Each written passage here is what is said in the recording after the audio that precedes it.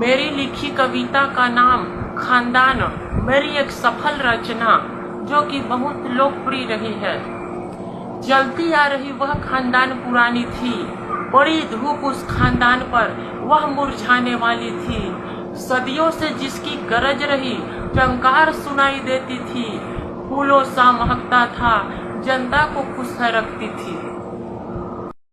देवता ब्राह्मण पितरों को सदा संतुष्ट कर पाता था, खुश रहते थे देवता ब्राह्मण, आशीर्वाद दे जाते थे, पितरों की कृपा बरसती, वे पितृ ऋण से मुक्त हो जाते थे। था उपकारी और लोकप्रिय, जनता ने सुख पाई थी, धर्म धैर्य सदाचार न्याय प्रिय गुण उसमें समाई थी।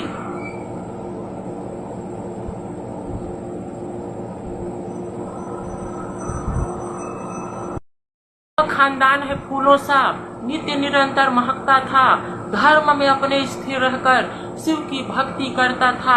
पढ़ने वाली धूप थी उस पर, शिव ने उसको रोक दिया, मूर्ख को विद्वता दीनी, राज सेवक पर झोली में झोंक दिया।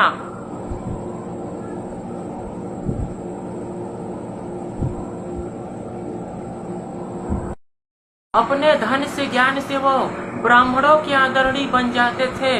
वैश्य वर्ण के धनी होते हुए भी ब्राह्मण क्षत्रिय समाज में नाम कमाते थे।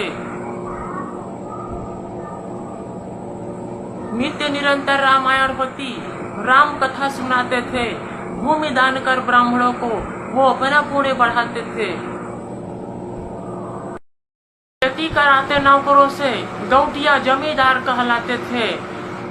खाली समय पुराण पढ़ते, कभी कभी तीर्थ यात्रा से आ जाते थे। कभी कभी कविता लिखते, ज्योतिष का ज्ञान बढ़ाते थे। पुराणों शास्त्रों का ज्ञान था ऐसा, ब्राह्मण भी झुक जाते थे।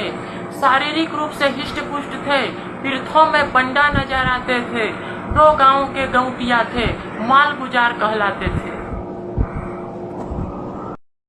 अंत में 4 पंक्तियों में हमारे बाबा की गुण विशेषता आ गई है। कभी कभी कविता लिखते, ज्योतिष का ज्ञान बढ़ाते थे।